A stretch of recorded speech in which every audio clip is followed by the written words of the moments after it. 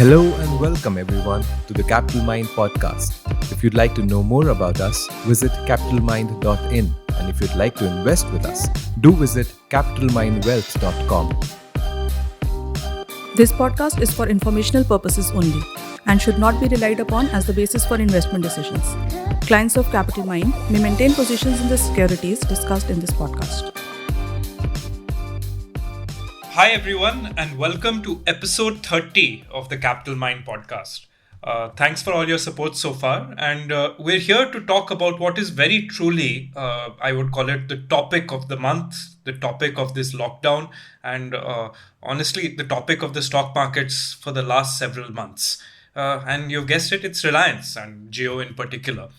And to discuss this, we have, as always, Deepak. Welcome, Deepak. And we have Deepak Shenoy here, who's going to help us just unpack what's happening with Reliance, what's the deal with Jio, and really, what is Reliance worth today? So, Deepak, let's just start. How did Reliance get here? You've been around than, say, most of us, and you know more of the war stories of the past. But how has Reliance got here, and how does it continue to have such a grip on our attention or on the narrative per se? It seems Reliance has moved from a commodity giant to a B2C powerhouse. There's been so much written about them. So let's assume listeners are familiar with like Polyester Prince, the movie Guru, that FinShots infographic, and those great blog posts by Vedika Kant, and of course Ben Thompson's blog post at Stratechery. So if just a couple of years ago, Reliance was about the same size as TCS or the combined HDFC twins, today that's just simply not the case. So what's going on, and where did Reliance come from and how has it become so big? Hi, Shrey. In fact, I think Reliance has been the topic of pretty much all conversation through the lockdown. And while the lockdown was on, we've seen it raise 150,000 crores, more than the collective disinvestment target of the Indian government this year. So I guess, that obviously breeds conversation, but there's more to this story than just that, right? So Reliance has, everything that the Indian consumer loves. There's been a story of a person whose rags to riches off sorts. That was his father, Mukesh Ambani's father, Dhirubhai Ambani, who built the company from very small early origins as a yarn trader and built it into one of the largest petrochem companies in India. And indeed, his son took over, built the refining and the exploration businesses beyond that, which again became one of the largest in the world. And so you saw this, there was in the middle a family fight where you had the two brothers fighting. They had to split the business almost vertically. Mukesh Ambani lost a key part of the business that he wanted to grow, which was the telecom business, to the younger brother Anil. There was these fights and the make-up stories and how they sued each other in court over a long protracted legal battle. All of this alongside a bunch of other smaller pieces of information. Let's start from where Reliance was. Its origins were in the direct-to-consumer brand. So they started off building polyester, and they built a consumer brand called Vimal, which was very famous. People are more my age than yours will probably remember these only Vimal ads that used to come on TV. And Vimal was one of those things where you could buy these suiting and shirting cloth from showrooms that was directly owned by the company instead of using a wholesale approach a long time back. They moved out of it. They moved out of the direct-to-consumer brand, became a business-to-business brand, where they were primarily in the petrochem area, where they were doing a lot of petrochemical manufacturing, part of the refining process. So they owned the entire supply chain from exploring for oil, refining it, taking parts of the refining process and selling it as petrol and diesel and so on, other parts being used to build petrochemicals. This was this was part of what Reliance built over a period of about 20 years, and that made it one of the largest players in that space. From there, around the last 10 years, they've made another transformation back to direct to consumer, where They now own the largest telecom player, Reliance Jio, in the country. In a short span of about maybe 6 or 7 years since operation, they have actually built that as a direct to consumer brand where everybody knows who they are. They've got Reliance retail stores all over the country, more than 10,000 of them, 11,000 of them actually. And this change, this transformation has happened fairly rapidly compared to the past. They've also Dhirubhai Ambani himself was responsible for a lot of the shareholder culture till the early 80s, perhaps. Shareholders were considered, minority shareholders were considered almost like second class citizens, right? So they were the institutional perhaps, and then the promoters. That was all people cared about. Really, there was nobody else that people in Dalal Street would care about. They were operators. Retail shareholders were like the pits. They were the people who were supposed to be conned all the time. They were there was anybody or everybody who was the prices of shares would go up and down. People would lose money. Nobody would care. Reliance was one of the few companies that actually cared to have a lot of retail shareholders. He would actually, Dhirubhai Ambani would actually make sure a lot of people from his village, people that he knew in Gujarat, would come in and buy shares of Reliance. And perhaps those people now are multi millionaires. But he built that culture. He was known to have an IPO nearly every year. So every year in the AGM, he would announce another company, and in a year he would take that IPO. Then he would merge it. And a lot of this was financially strange. And because of the way India wanted to give export subsidies and export help for exporters, Dhirubhai Ambani ensured that his accounting was such that legally he never paid any tax in any year. So no matter what happened, the tax department would change some law, and Ambani would not pay tax because of some other loophole that existed.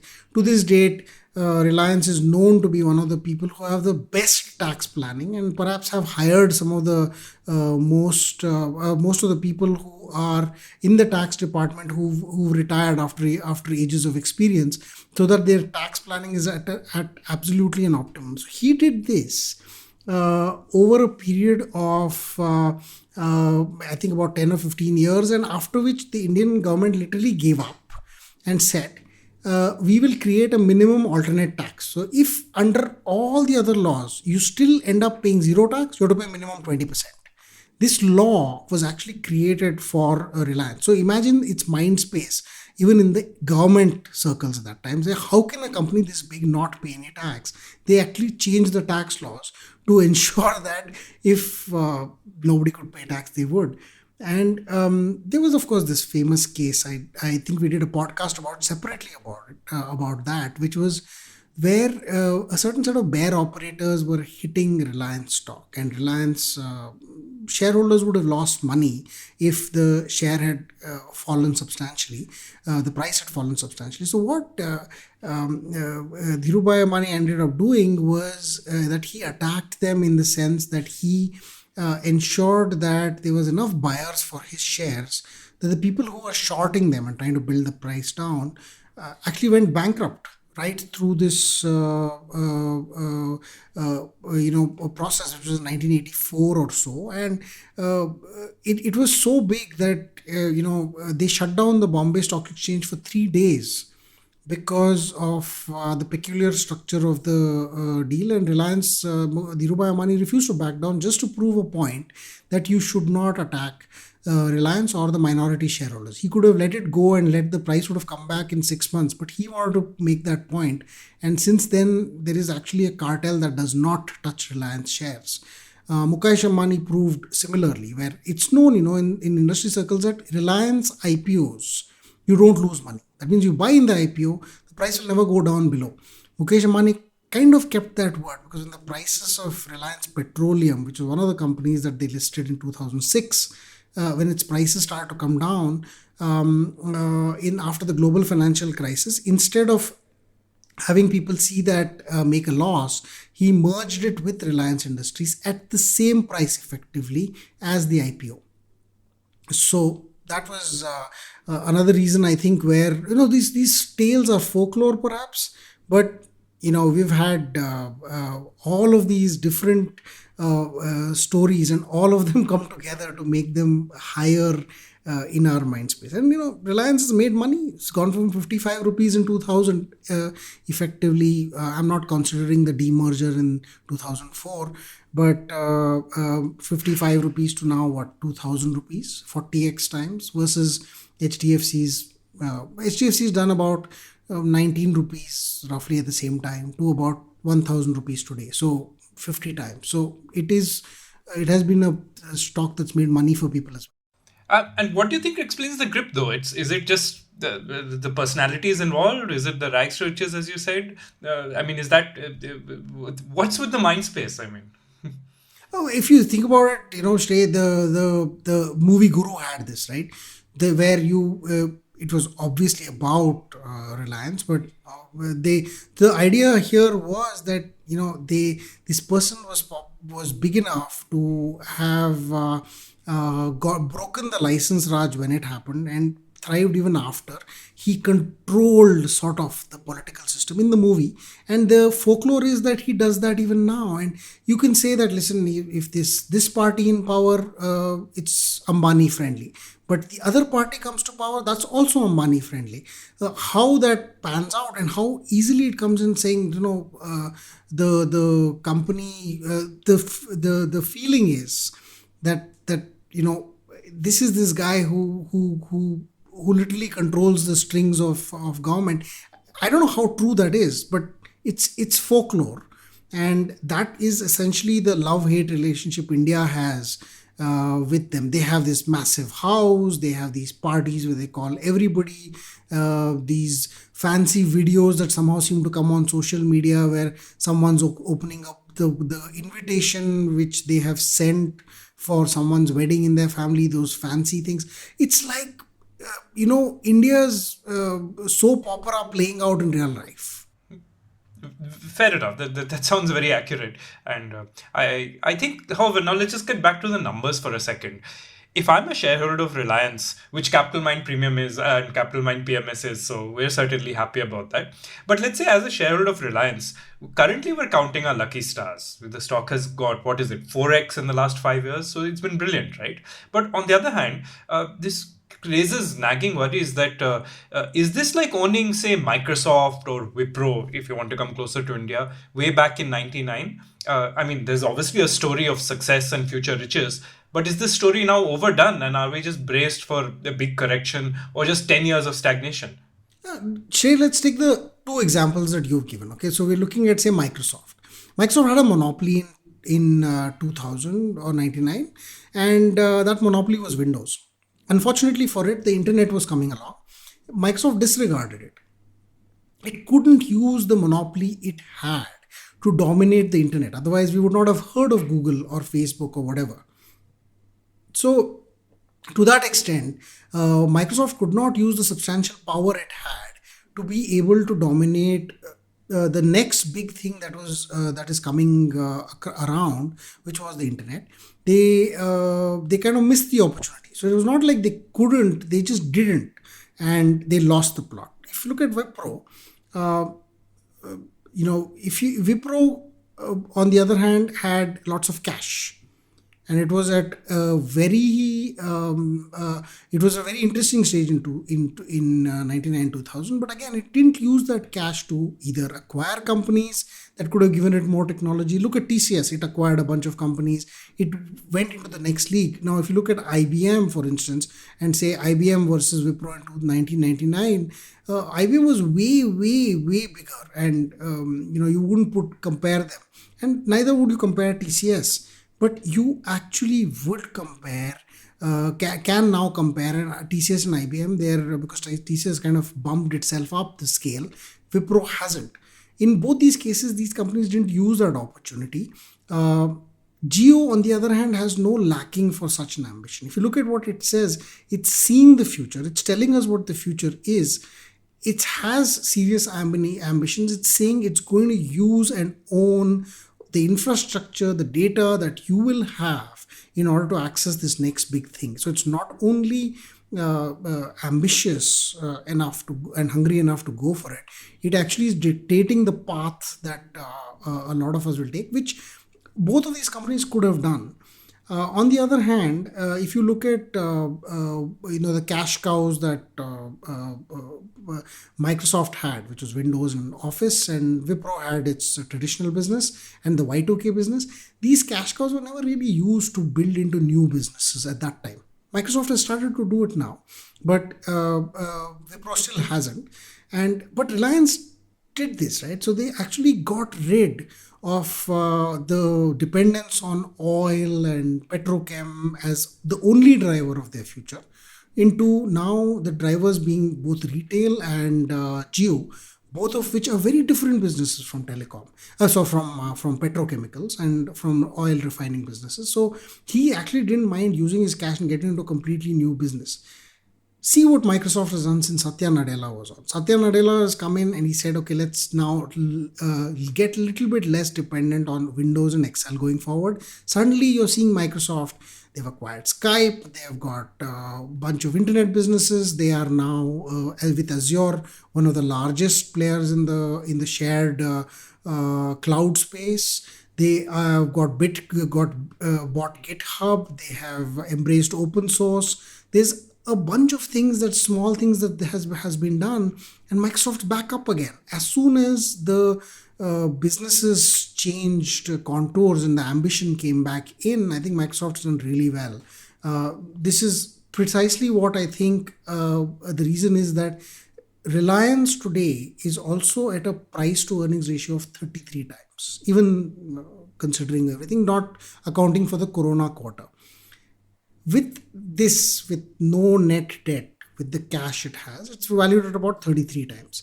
Apple today is 30 times. Microsoft, Wipro, 99,000 were probably at 100 times earnings at that time. So you don't have the same layer of overvaluation. You don't have the same layer of under ambition. And you don't have the ability, the fear of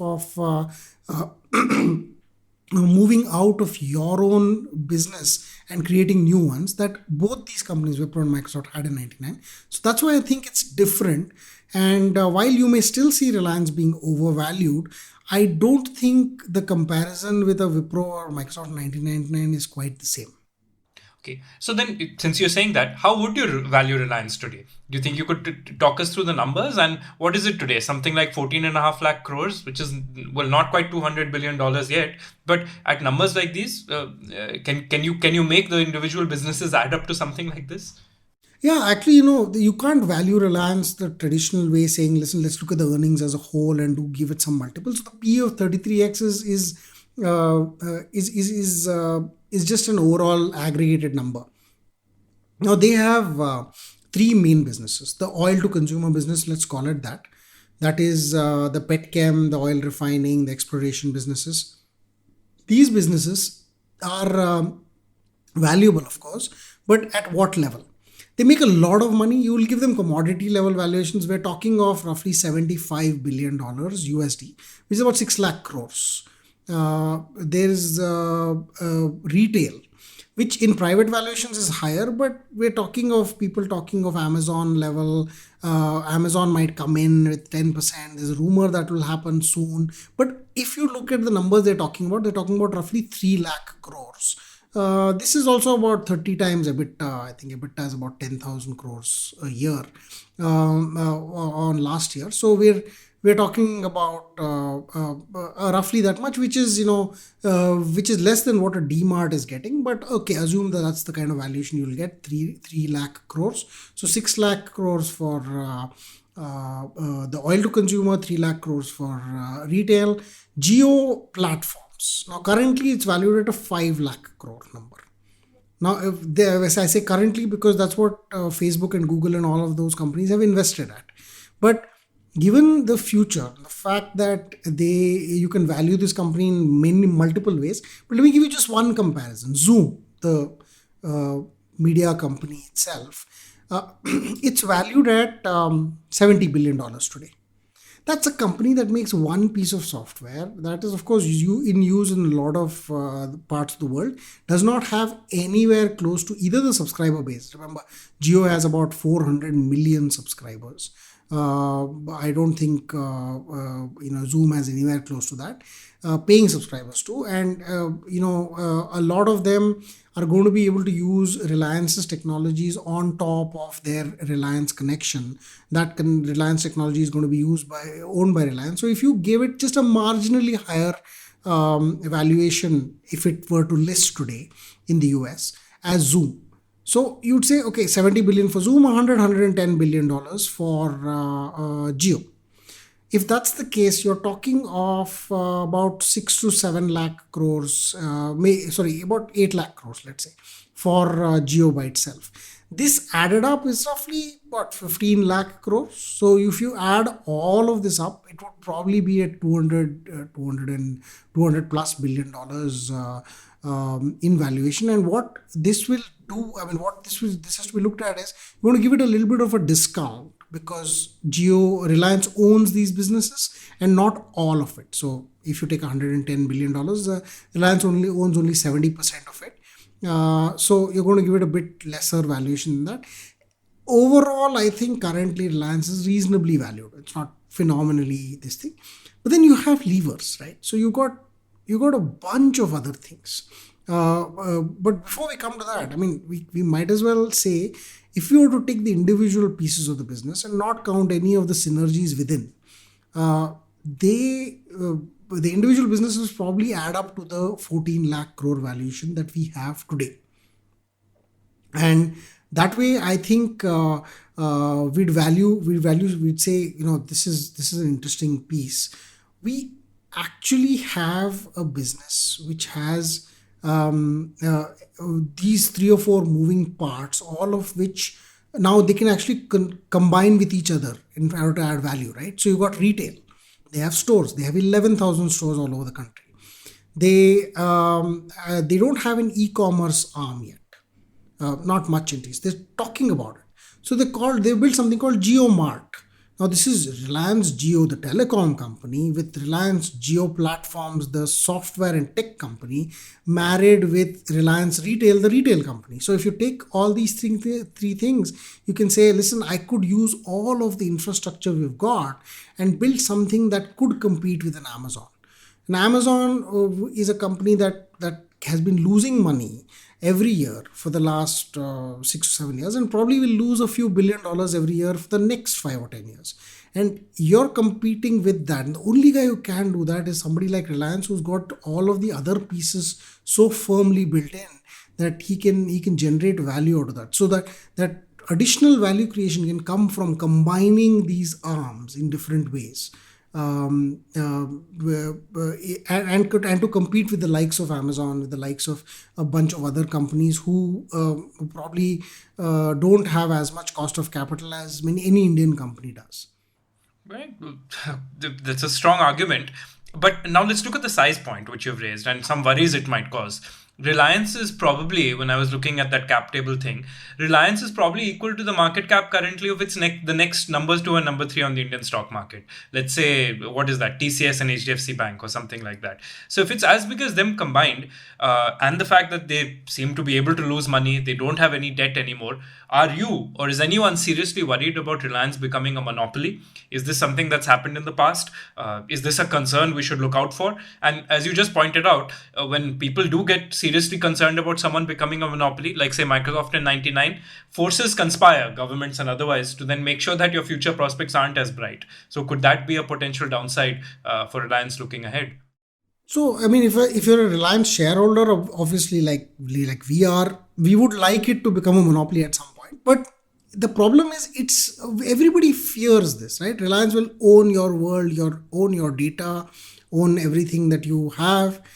But to be honest, they've never been a monopoly in anything that they've done. I'm looking at it all the way back, right? They built polyester. They were not the only guys doing it. There was a license Raj on a number of people who could do it, but that number was more than one. They had Vimal suiting, but it was the same place. There was a Gwalior suiting and a bunch of others and Raymond and all sorts of things.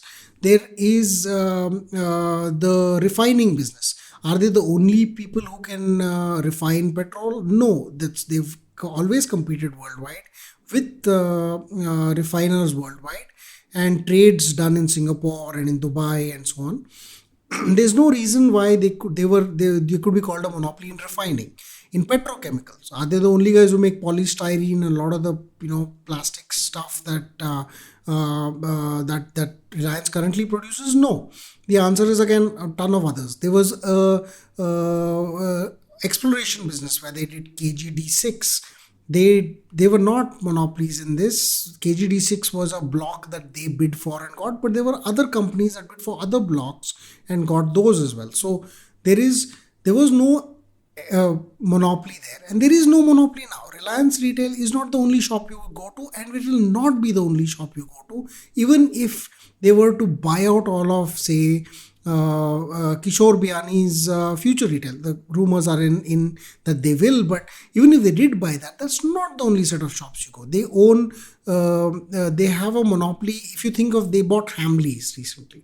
They bought, it's a toy store. It's not the only toy store. There are hundreds of toy stores, and they will continue to be. It's not even a monopolistic toy store. It's just not going to be. The same thing applies in telecom. They may be the biggest, but Bharti Airtel, and to whatever extent it can, Idea, still are giving it serious competition.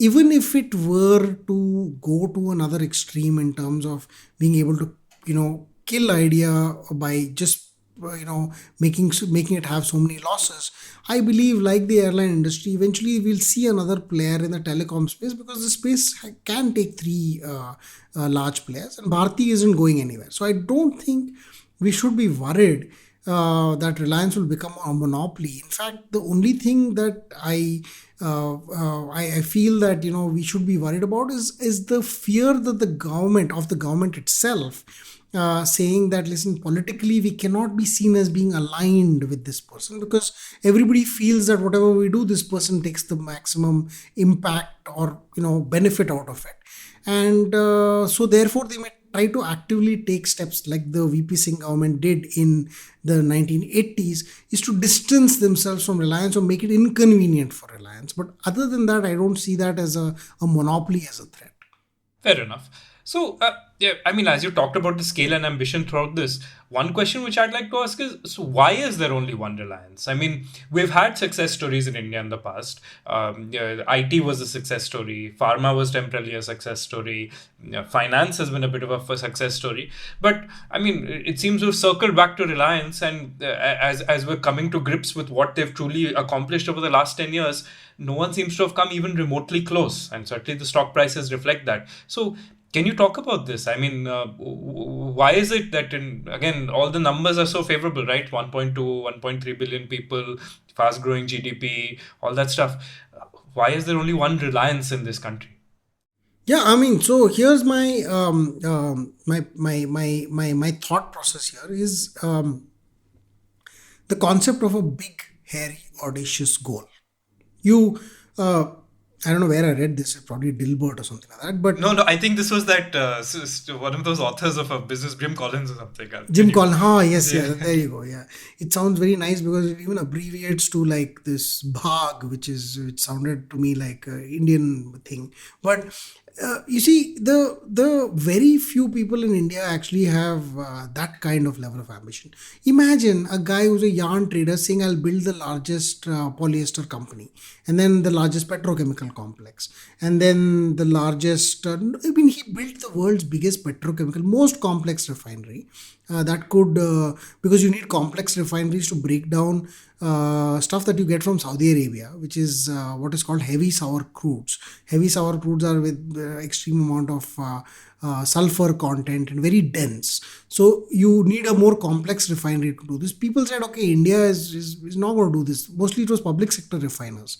What they did was build one of the most complex refineries in the world. With capital from India, which comes at a very high cost compared to everybody else. And they built it even when there was an earthquake. They built it in the corner of Gujarat, close to a desert, in an earthquake-prone area. And when there was an earthquake and there was a destruction of that factory. And this is apparently Mukesh Ambani's first big assignment after he was told to join the family business, was to get this refinery back online as soon as possible. He did it in a few weeks. So this was almost unheard of that an Indian company could do this. Think of what he's gone to say. From there, he said not just once but twice, he has brought down the cost of Indian telecom to a fraction of what it was. In 2004, there was Reliance Communications, which introduced prices of a handset at 500 rupees, which is great even today if you think about it. But he did this in 2004, and he did it again in 2015, where he brought the cost of a connection down to a point where today I pay less per year than I used to pay per month in 2005 on other connections. So it's it's that kind of big goals that the Reliance has consistently thought of and operated in. There is unfortunately, I mean, there are very few other companies, and look at the top nifty companies today. Can we call any of them innovative, having big, hairy, audacious goals? The answer is perhaps no, because if you think about it, we thought we'll be big players in steel.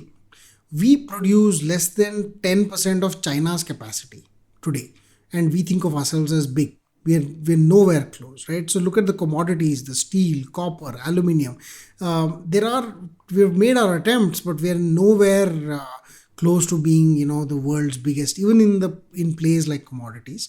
Take any of the others. I don't think we were called an IT powerhouse, an IT technology powerhouse, but we don't today figure in the top 10 revenue making tech companies worldwide. Now, tech companies typically now include the Googles and the Facebooks, which own product consumer space, but I don't think any of our IT companies also reached that level to that thing. So there was a lot of people with little ambition, and that ambition took them to a fairly large size by any standard. That's great, but you don't have anybody of the size, the thinking of even a Walmart. Look at Google. Who thought a search engine will take over the world? Often the fact is that people also give up somewhere in the middle. Now let's look at a huge advantage that India has, or disadvantage that India has when compared to the rest of the world. That's the cost of capital. We have an extremely high cost of capital we have had for the longest time. Reliance, on the other hand, has been able to manage that substantially well in the last few years. Though earlier Reliance was only also able to raise at slightly higher rates than today. So, you have people today with much lower cost of capital. I'm talking 3 to 4% a year is the cost of capital for a lot of companies today. And yet, we're not seeing anything innovative come out of them, or even a big, hairy, audacious goal come out of them in any way. If you look at even the competitive companies that have done really well, let's take a look. We saw Sanjeev Bajaj of Bajaj Finance. Very nice. It's now larger than SBI in terms of market cap. It's one of the largest companies, non-banking finance companies in India. These are companies. This is a company that has used technology to a very large extent to scale from a little tiny non-banking financier to now one of the largest consumer lenders, home lenders, capital market based lenders, and so on in India. And they've built this over a relatively short period, about 10 years. This is innovation, I think, in terms of capturing a market where the other players were very inefficient. They just built small layers of efficiency and they've gotten better. Take TCS. N. Chandra came in early 2000s and then built this up to a point where now it's a powerhouse, massive, took TCS to the highest league. Again, great execution, but not phenomenal execution. Phenomenal innovation in any way. And this applies to a lot of other companies. Look at HDFC Bank, HDFC. They just kept away from all the negative things, lending to the government, lending to crony capitalists, just focused on the areas that they were good at. They became one of the largest companies. Not necessarily the best. We've talked about how their processes themselves can lead to a lot of weakness and a lot of, the headless chicken syndrome, where you can call up and you'll take you 10 days to figure out that nobody inside the bank knows what to do. HDFC, for instance, wants you to walk into a bank but this is 3 years after demonetization and during a lockdown also. They want you to walk into a branch in order to just prepay your loan. Take Kotak Bank, phenomenal execution, brought up, he did it at the same time that HDFC grew, HDFC and HDFC Bank grew, but he was a turnaround specialist. So he turned a few businesses around. He took a hold of ING Vaishya Bank, and they grew that business from there to a much higher level. Take Maruti, fantastic execution, a little bit of help from the government at the time, but built it to the scale that it is. But again, none of these are greatly innovative. You don't look at a Maruti car and say, my God, this is so innovative in any meaningful way. And the same applies to whether it's Asian Paints, which is phenomenal on distribution. We've heard a lot of stories about it, but it's a paint company. And unlike Reliance Jio that actually went and changed its entire Reliance, which changed its entire model from petchem and oil and refining to entirely into telecom and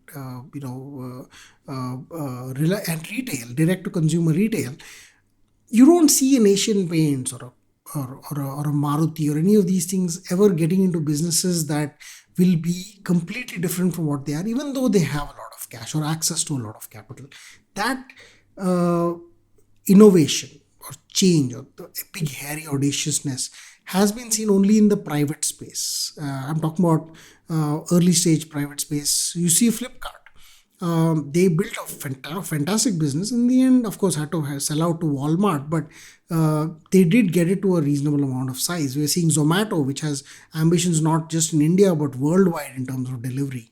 There's Swiggy along with them. There's Ola, which actually you can say is perhaps even more innovative than Uber. I mean, one of the things that I've seen is if you entered an Ola cab and you started to watch a movie, and then you reach your destination somewhere in the middle, and then you took an Ola cab later, a different cab, the same movie would start at the same point when you're watching inside of the Ola had a little terminal in each, this thing. So this is actually interesting innovation. I mean, they've worked on some of these nicer, interesting aspects, and they've brought it to us, but they're not listed, right? So even Paytm, for instance, they're new innovative companies don't seem to want to list, or maybe they can't list in India because of Indian rules.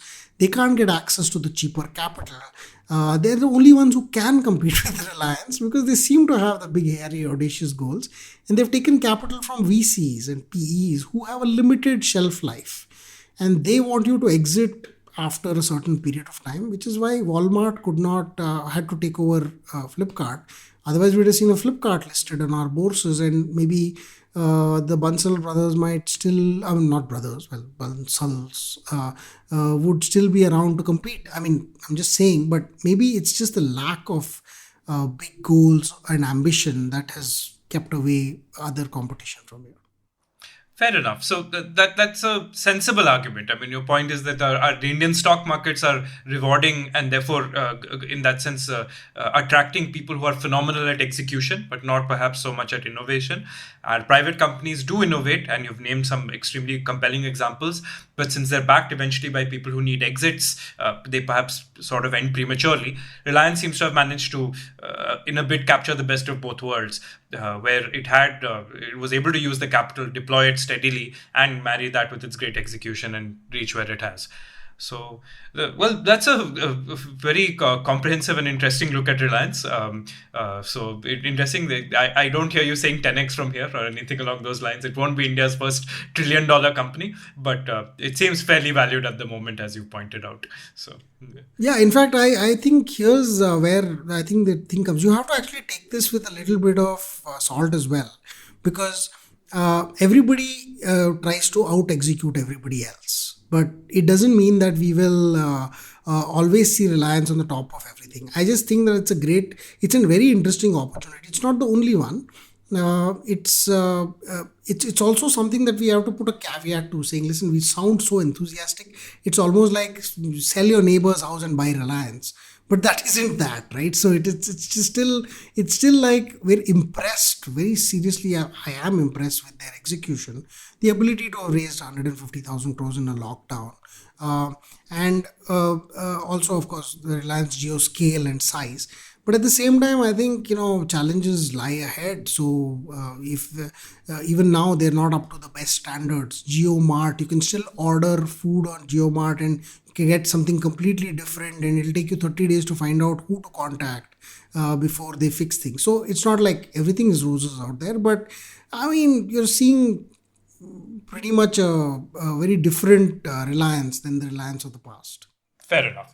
So with that, Deepak, let's bring an end to today's episode. Thank you so much. Just for everyone out there, Deepak is at Deepak Shenoy on Twitter. Capital Mind is at capitalmind_in. You can read our research, content, and other stuff like this at capitalmind.in. And if you're interested in working with us on wealth management, where we do own quite a bit of Reliance and have done fairly well from it, in addition to some other stuff, you can visit us at capitalmindwealth.com. Deepak, any last words? That's, I think you've said it all. Keep talking, keep asking us questions. We'd love to hear what you have to say. And thanks a ton for listening in, and be safe in this lockdown. Use as much data as you can, I suppose. Awesome. Well, thanks so much, Deepak. Bye-bye.